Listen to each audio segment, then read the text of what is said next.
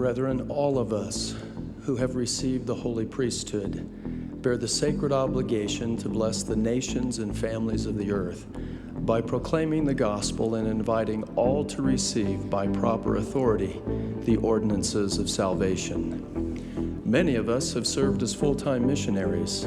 Some of us presently are serving as full-time missionaries. And all of us now are serving and will continue to serve as lifelong missionaries. We are missionaries every day in our families, in our schools, in our places of employment, and in our communities. Regardless of our age, experience, or station in life, we are all missionaries. Proclaiming the gospel is not an activity in which we periodically and temporarily engage.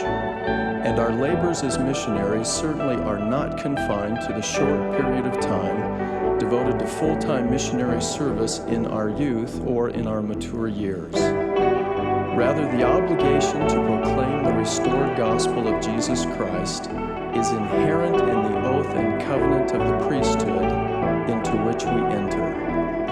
Missionary work essentially is a priesthood responsibility, and all of us who hold the priesthood are the Lord's authorized servants on the earth, and are missionaries at all times and in all places, and we always will be. Our very identity as holders of the priesthood and the seed of Abraham is in large measure defined by the responsibility to proclaim the gospel. My message tonight is applicable to all of us in our priesthood duty to proclaim the gospel. My specific purpose in this priesthood meeting, however, is to talk candidly with the young men of the church who are preparing for the call to serve as missionaries.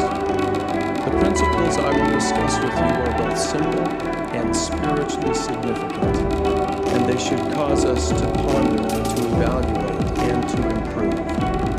I pray for the companionship of the Holy Ghost for me and for you as we consider together this important subject.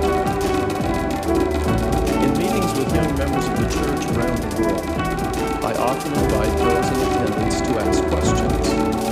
One of the questions I am asked most frequently by young men is this: what can I do to prepare most effectively to serve as a full-time missionary? Such a sincere question deserves a serious response. My dear young brethren, the single most important thing you can do to prepare for a call to serve is to become a missionary long before you go on a mission. Please notice that in my answer, I emphasized becoming rather than going. Let me explain what I mean.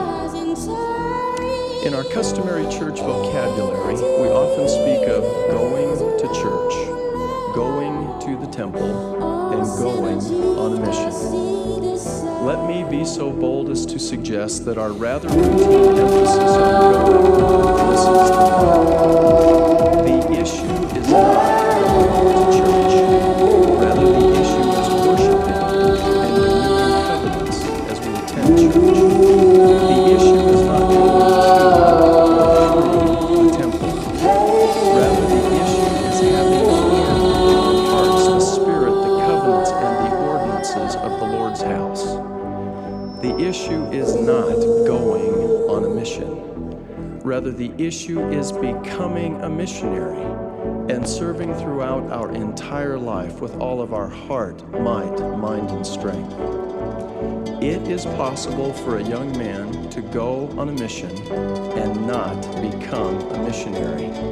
And this is not what the Lord requires or what the church needs. My earnest hope for each of you young men is that you will not simply go on a mission, but that you will become missionaries long before you submit your mission papers, long before you receive a call to serve, long before you are set apart by your stake president, and long before you enter the MTC. Elder Dallin A. Chokes has taught us most effectively about the challenge to become something instead of just doing expected things or performing certain actions.